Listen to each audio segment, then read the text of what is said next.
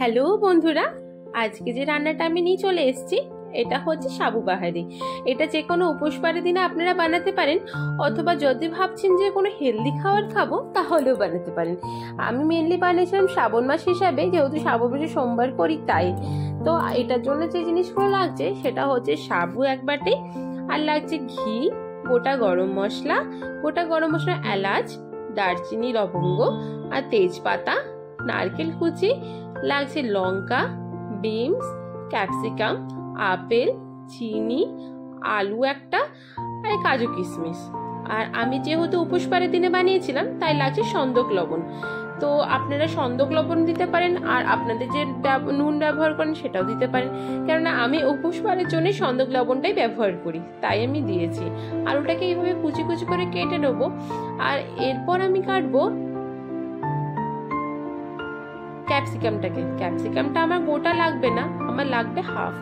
তো ক্যাপসিকামটা মুখটা ভালো করে ছাড়িয়ে নিয়ে আমি লম্বা লম্বা কুচি কুচি করে কেটে নেব।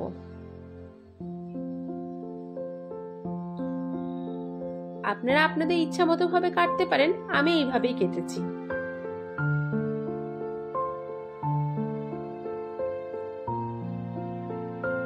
এরপর বিনস গুলো আমি কেটে নেব।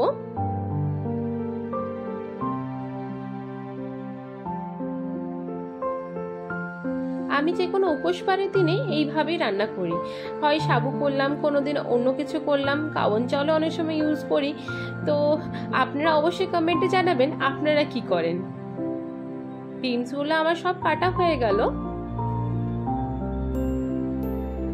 এরপর লঙ্কাটা কেটে নেব আমি। আপনারা আপনাদের ঝাল অনুযায়ী যেরকম ঝাল খেতে চাইবেন সেরকম দিতে পারেন। আমি দুটো লঙ্কা ইউজ করেছি। আপেল দিচ্ছি, আপেলটাকে ভালো করে কুচিয়ে নিলাম। এটা ভালো করে ছাড়িয়ে নেবেন, কারণ আমার ভালো করে ছাড়ানো হয়নি বলে ছাড়িয়ে নিচ্ছি হাতে করে।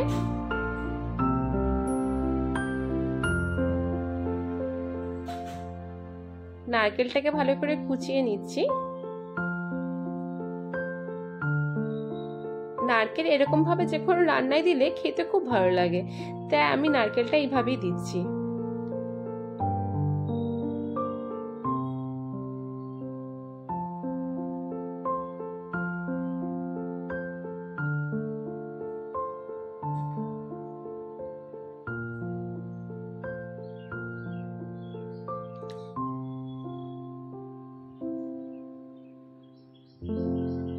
আমার সমস্ত রকম জিনিসগুলো কাটাকুটি হয়ে গেল। এবার আলুটা আমি ধুইয়ে রাখছি, কেননা প্রথমে ধুয়ে নিয়ে নিই। আর দিয়েছিলাম গাজরটা আপনাদের দেখানো হয়নি, কেননা পরে এটা মনে হলো না গাজর অ্যাড করাটাও ভালো জিনিস, তাই। এই যে আমি এবার গ্যাসের ফ্লেমটা অন করে দিলাম, কড়াই চাপিয়ে নিলাম, জল ছিল বলে মুছে নিচ্ছি।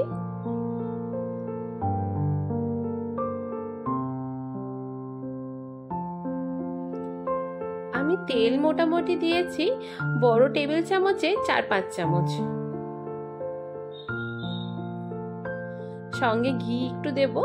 ঘি দিলে যে কোনো জিনিসের স্বাদটা খুব ভালো হয়, সেই জন্য হালকা মতো আমি ঘি দেবো। প্রথমে আমি আলুটাকে ভেজে নিচ্ছি। এরকম ভাবে প্রত্যেকটা সবজি ভাজতে হবে।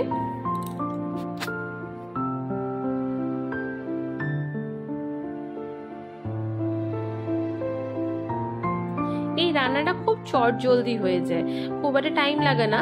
তবে আমি এত সব জিনিস দিয়েছি, আপনারা শুধু আলু দিয়ে বানালেও খুব ভালো লাগবে খেতে। এটা খেতে সত্যি খুব টেস্টি হয়।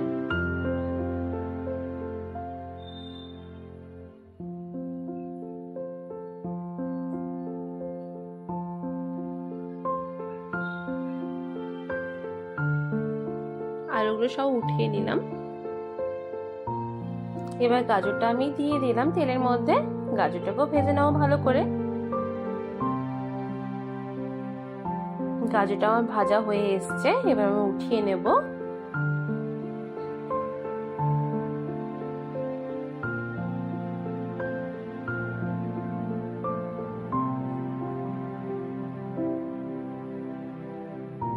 এরপর কাজু কিশমিশ দুটোই আমি ভাজবো। প্রথমে কাজুটা দিয়ে দিলাম, কাজুটা লাল লাল করে ভেজে তুলে রাখবো। কেননা প্রথমে ভাজা হয়ে গেলে তাড়াতাড়ি করে হয়, শেষের দিকে যদি আমি ভাবি এগুলো একসাথে করব তার টাইমটা একটু বেশি লাগবে।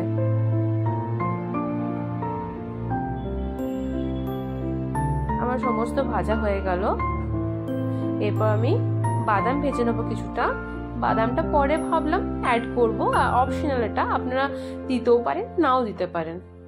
আমার মনে হলো বাড়িতে যেহেতু ছিল তাই মনে হলো না দিয়ে দিই।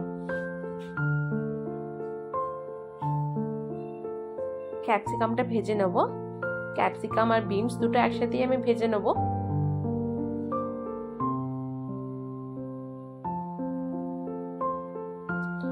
এগুলো সব আপনারা একসাথেও ভাজতে পারেন, আমি একটু আলাদা আলাদা করেই ভেজেছি।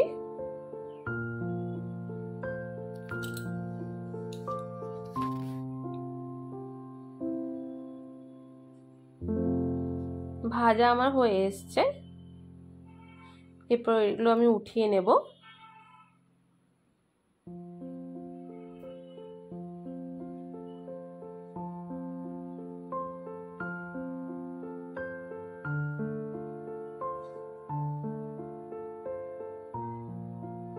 এই ঘিটা কিছুটা আমি দিয়ে নেব এবার। এরপর তেজপাতা, গোটা গরম মশলা দিয়ে দেবো।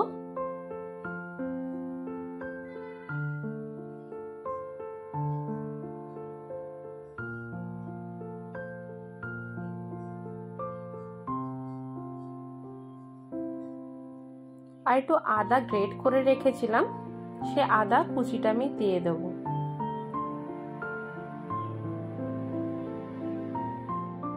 এরপরে ভালো করে আমি এটা নাড়িয়ে চাড়িয়ে নেব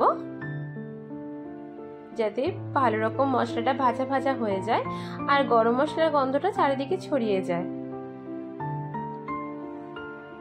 এক এক করে লঙ্কা দিলাম, এবার সমস্ত রকম জিনিস দিয়ে দেবো এক এক করে। নারকেল কুচিটা দিয়ে দিলাম, আপেল কুচিটাও দিয়ে দিলাম। ভালো করে নাড়িয়ে নেব। এরপর যে সবজিগুলো আমি ভেজে রেখেছিলাম প্রত্যেকটা সবজি আমি এবার দিয়ে দেব। এটাকে ভালো রকম নাড়িয়ে চাড়িয়ে নেব। ধনে গুঁড়ো দিলাম,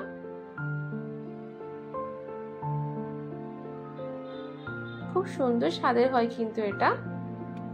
আপনারা অবশ্যই বাড়িতে বানিয়ে দেখবেন আর কমেন্ট করে আমাকে জানাবেন যে কেমন হয়েছিল। সাবুটা পুরো দিয়ে দিলাম। সাবুটা অবশ্যই কিন্তু আমি 1 ঘন্টা আগে থেকে ভিজিয়ে রেখেছিলাম, আপনারাও ভিজিয়ে রাখবেন তাহলে জিনিসটা তাড়াতাড়ি হবে। এইভাবে নাড়িয়ে চাড়িয়ে ভালো করে নেব আমি। আর সাবু দিয়ে বেশিক্ষণ ফেলে রাখতে নেই, কেন সাবু খুব চিটচিটে জিনিস হয়, তো খুব তাড়াতাড়ি চিটে যায়। ঠান্ডা হয়ে যাওয়া মানে এটা চিটে যাওয়া।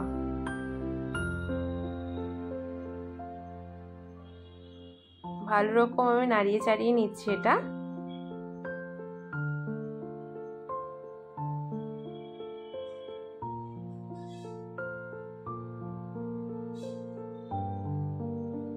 দেখুন কত সুন্দর হয়েছে এটা।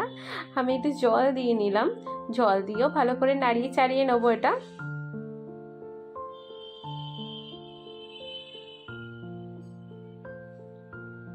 জলটা শুকিয়ে এলে নামিয়ে নেবো এটাকে। আর এরপর আমি এটা চিনিটা দিয়ে দেবো।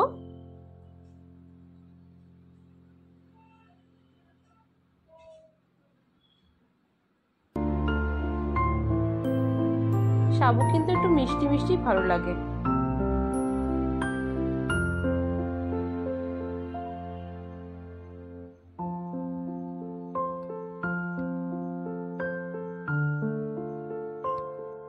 রান্নাটা আমার হয়ে এলো, এবার এটাকে আমি নামিয়ে নেব। আর বেশি কিছু করার নেই, যাই হোক আমি নামিয়ে নিচ্ছি।